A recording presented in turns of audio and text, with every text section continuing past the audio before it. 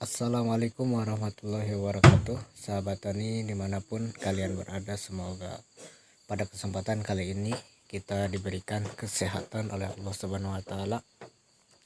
Intinya kita semua sesama petani ataupun yang bukan petani juga, kita selalu diberikan kesehatan, umur yang panjang, dan juga rezeki yang berlimpah. Amin. Pada kesempatan video kali ini, di sini saya akan memberitahukan kepada semua kalangan, baik itu petani ataupun sesama penonton video ini. Mudah-mudahan apa yang saya sampaikan dan apa yang saya berikan karya-karya di YouTube channel saya itu mudah-mudahan dapat bermanfaat bagi semua kalangan. Baiklah teman-teman, sebelum melanjutkan untuk menonton video ini sampai dengan selesai, alangkah baiknya rekan-rekan subscribe, like, dan juga komentar untuk video kali ini, tentunya di channel Mitra Bertani ya. Pada kesempatan kali ini saya akan menjelaskan untuk menghasilkan tanaman yang subur, sehat, dan juga berbuah lebat. Intinya kesuburan tanaman itu tidak terlepas dari bagaimana cara kita melakukan perawatan, pemupukan, dan juga pemeliharaan terhadap tanaman itu sendiri.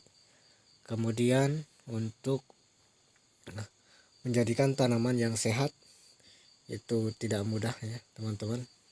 Lebih mudah untuk menjadikan tanaman itu subur, tetapi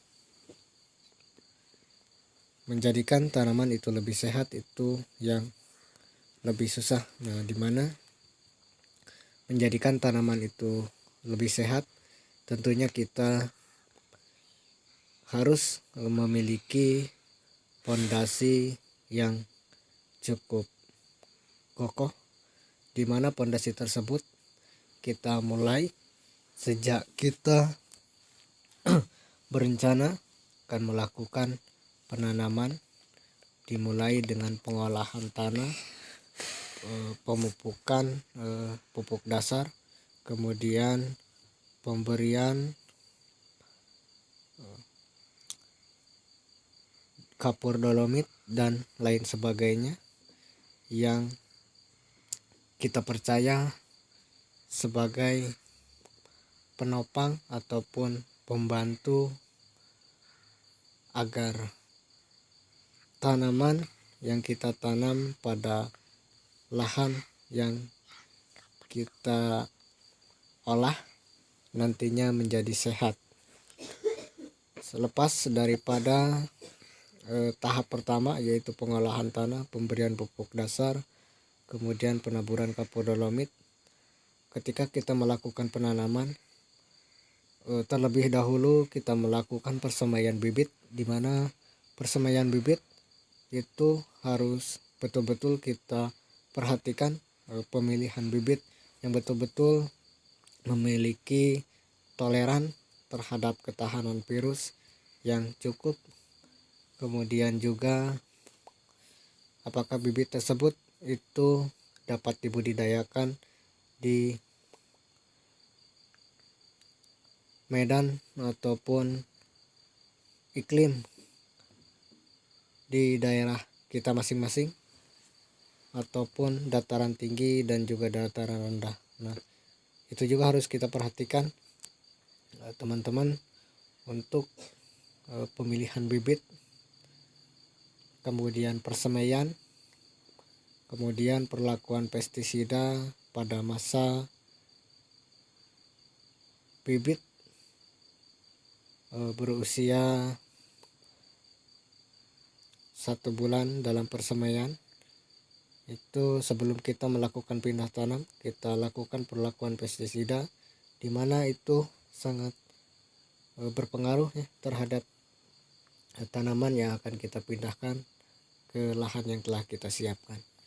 Setelah itu, dimana setelah penanaman tentunya kita harus memberikan perlakuan ataupun pemupukan penyemprotan pestisida dan juga pemberian pupuk yang cukup, baik itu dilakukan secara semprot ataupun secara kocor, di mana pestisida yang kita harus gunakan yaitu pestisida yang betul-betul dibutuhkan oleh tanaman di usia-usia vegetatif ataupun di usia generatif. Kemudian untuk pemupukan kita juga harus memperhatikan di mana pupuk yang dibutuhkan oleh tanaman pada fase vegetatif itu jelas berbeda dengan kebutuhan tanaman di fase generatif.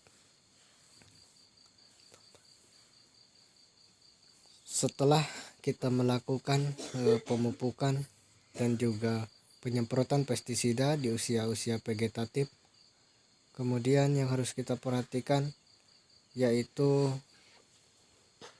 pemberian vitamin bagi tanaman agar tanaman tersebut menjadi tahan terhadap serangan virus ataupun penyakit, kemudian dapat menjadikan tanaman tersebut menjadi sehat dan juga subur. Vitamin yang saya gunakan pada penanaman kali ini adalah vitamin B1. Itu saya menggunakan dalam 200 liter air, itu sekitar 100 ml. Setelah tanaman berusia ataupun beranjak memasuki fase generatif, di mana yang harus kita perhatikan adalah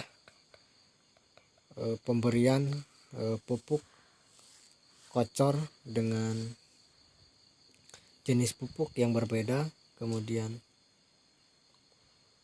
pupuk yang akan kita berikan kepada tanaman kita seimbangkan dengan situasi ataupun yang dibutuhkan oleh tanaman. Intinya kita memberikan pupuk itu tidak asal-asalan, di mana harus kita perhatikan adalah postur ataupun situasi tanaman ini, apakah memerlukan pupuk yang mengandung unsur hara nitrogen, ataukah tanaman ini yang kita rawat itu lebih membutuhkan pupuk lebih tinggi yang mengandung kalium. Nah, disitulah untuk pemupukan yang harus kita perhatikan, karena tanaman itu tidak baik kalau kita memberikan pupuk yang terlalu tinggi nitrogen, apalagi itu di musim hujan. Setelah tanaman kita memasuki produksi buah, nah dimana yang harus kita perhatikan adalah serangan hama terhadap bunga dan juga buah. Apa yang harus kita lakukan pada saat itu? Kita melakukan penyemprotan, intinya dengan menggunakan insektisida yang mampu menghambat serangan lalat buah ataupun OPT lainnya yang dapat mengganggu pembungaan dan juga pembuahan. Nah, dimana yang harus kita berikan yang paling utama adalah insektisida yang berbahan aktif propenopos yang baunya menyengat yang harus kita berikan, kemudian kalsium untuk membantu agar pada masa pembungaan bunga tanaman tersebut tidak mudah rontok. Setelah itu tentunya kita berharap untuk pemanenan itu berjalan mulus dan juga menghasilkan hasil yang maksimal, dan juga untuk panen-panen selanjutnya itu hasilnya lebih meningkat. Nah, apa yang harus kita berikan terhadap tanaman yaitu pemberian pupuk secara berkala, yaitu sekitar 7 hari 1 kali di masa vegetatif ataupun masa generatif, baik itu dilakukan setelah kita melakukan pemetikan ataupun di minggu-minggu yang lainnya. Kita memberikan pupuk di sini untuk di fase vegetatif itu khusus kita memberikan NPK untuk pertumbuhan ataupun biasa disebut NPK daun. Kemudian kita berikan KCL secukupnya. Untuk pupuk-pupuk pendamping lainnya silakan disesuaikan dengan situasi dan kondisi yang berada di lingkungan kita ya. Untuk pupuk tidak harus sama apa yang saya gunakan setiap kali saya melakukan penanaman. Kemudian untuk di fase generatif kita menggunakan NPK, baik itu NPK booster yang memiliki kandungan lebih tinggi unsur kalium dan fosfat, kemudian lebih rendah unsur nitrogen, itu untuk menghasilkan buah yang lebat dan juga panen yang meningkat. Biasanya saya menggunakan NPK 16 Mutiara ataupun NPK yang memiliki kandungan lebih tinggi kalium dan juga fosfat dibandingkan kandungan nitrogen. Itu untuk masa generatif ataupun fase pembuahan. Kemudian untuk penyemprotan kita menggunakan fungisida, itu lebih penting ya untuk perlakuan ataupun penyemprotan fungisida, di mana saya melakukan penyemprotan fungisida dalam interval 2-1. Artinya 2 kali kita melakukan penyemprotan hanya menggunakan insektisida, penyubur dan lain sebagainya. Kemudian 1 kali kita menggunakan fungisida, di mana penggunaan fungisida dan insektisida itu harus kita aplikasikan secara bertahap dan juga secara rolling. Artinya saya itu melakukan penyemprotan secara rolling, yaitu agar tanaman ataupun penyakit itu tidak mudah resisten ya atau kebal. Yang saya gunakan untuk fungisida di sini biasanya saya menggunakan tidak banyak, yaitu fungisida berbahan aktif azoxystrobin dan difenoconazole. Kemudian biasanya saya rolling dengan fungisida berbahan aktif mancozeb ya.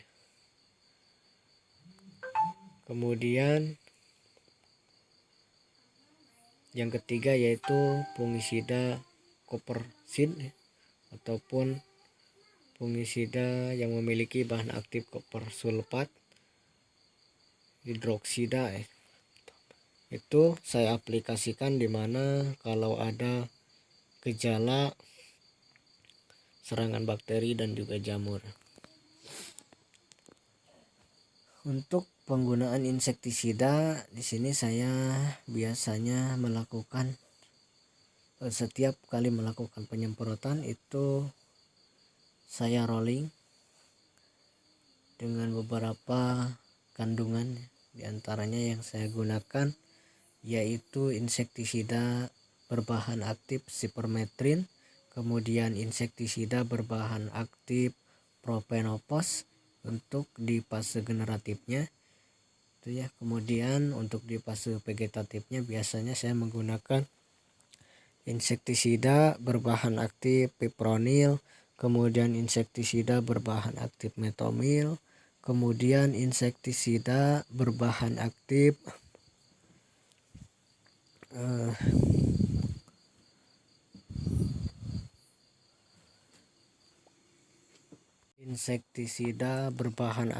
dimetoat.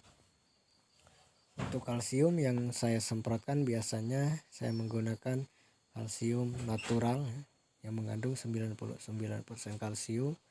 Kemudian kalsium asam humat kita menggunakan, atau teman-teman bisa menggunakan kalsium yang lainnya. Nah, itulah teman-teman sekilas tentang perawatan, pemupukan dan juga penyemprotan pestisida untuk setiap kali kita melakukan penanaman ataupun bercocok tanam. Dimulai dari awal kita menggunakan ataupun melakukan pengolahan tanah, pemberian pupuk dasar. Ya teman-teman, untuk pupuk dasar biasanya saya menggunakan pupuk kimia Posca dan juga SP36. Kemudian kotoran hewan, baik itu pupuk kandang kambing ataupun yang lainnya, silakan sesuaikan ya. Kemudian kita berikan penaburan kapur dolomit dan juga pemberian bakteri yaitu berupa OEM4 ataupun Nicotren. Nah, itulah teman-teman yang dapat saya sampaikan, mudah-mudahan dapat bermanfaat bagi semua kalangan, tidak khusus bagi petani saja, namun siapa saja yang menyaksikan video ini mudah-mudahan dapat terinspirasi. Kalaupun ada kata-kata saya yang salah dan juga kata-kata yang kurang berkenan, saya mohon maaf yang sebesar-besarnya. Adapun yang teman-teman yang ingin bertanya, silahkan bertanya di kolom komentar di bawah ini ya. Jangan lupa like, share dan juga subscribe channel ini. Terima kasih. Assalamualaikum warahmatullahi wabarakatuh.